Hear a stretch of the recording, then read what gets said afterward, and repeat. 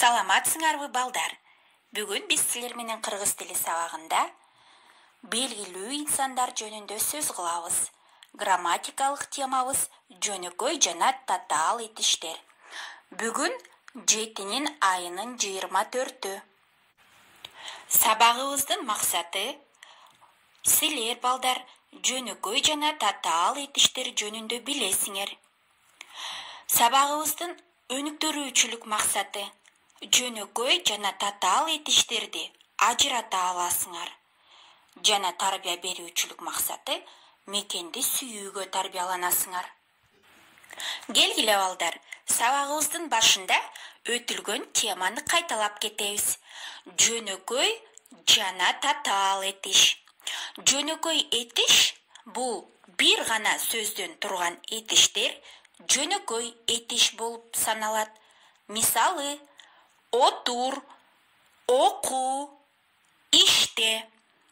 Ал эми татаал этиштер эки же андан көп сөздөн туруп бир суроого жооп берсе, бул сөздөр татаал этиш болуп саналат.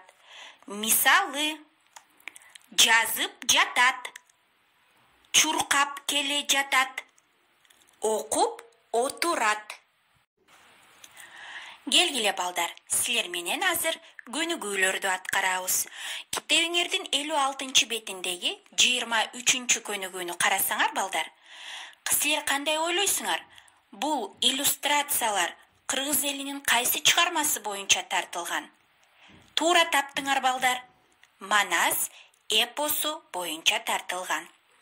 Карагылачы балдар, ушул эле көнүгүүнүн астында таблицаны окуйбуз.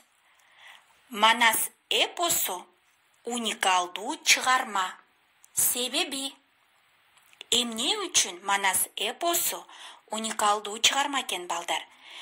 Эми азыр окуйбуз эмне үчүн экендигин. Ал дүйнө жүзүндөгү эң чоң поэма. 500.553 ыр сабынан турат. Анда кыргыз элинин басып өткөн тарыхый жолу сүрөттөлөт. Дагы бир себеби балдар, казак элинин илимпозу Чокан Валихановдун айтуусу боюнча Манас эпосу кыргыз элинин жашоосунун энциклопедиясы экен балдар. Ошондуктан Манас эпосу уникалдуу чыгарма болуп эсептелет экен. Келгиле балдар, бул сүрөттү карагылачы. Бул сүрөттө кыргыз элинин улуу манасчысы Саякбай Каралаевдин сүрөтү тартылган. Дал ушул залкар манасчынын оозунан Манас эпосу кагаз бетине түшүрүлгөн. Кийинки көнүгүүнү карагыла балдар. Силердин китебиңердин 57 бетиндеги 26 көнүгүүдө таблицадагы сөздөрдү сөз айкаштарына айландырыш керек болчу. Биз сөз айкаштарын түздүк. Келгиле чогуу окуйбуз силер менен.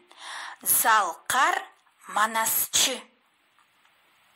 Кыргыздын сыймыгы.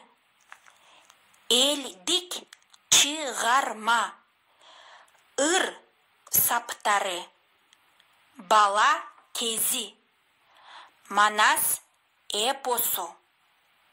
Карагылачы балдар, кийинки 27 көнүгүүнү. Бул көнүгүүдө сүйлөмдөрдү толуктап жазгыла. Жардам катары силерге бул көнүгүүнүн астында жардамчы сөздөр берилген. Биринчи сүйлөмдү мисал катары жазып койдум. Манас кыргыз элинин улуу эпосу. Силер болсо балдар, бул көнүгүүнүн калган сүйлөмдөрүн толуктап дептериңерге жазгыла. Ушуну менен балдар, биздин сабагыбыз соңуна келип жетти. Үйгө тапшырма 57 беттеги 28 көнүгүүнү аткаргыла. Текстти окуп чыгып, суроолорго жооп жазгыла.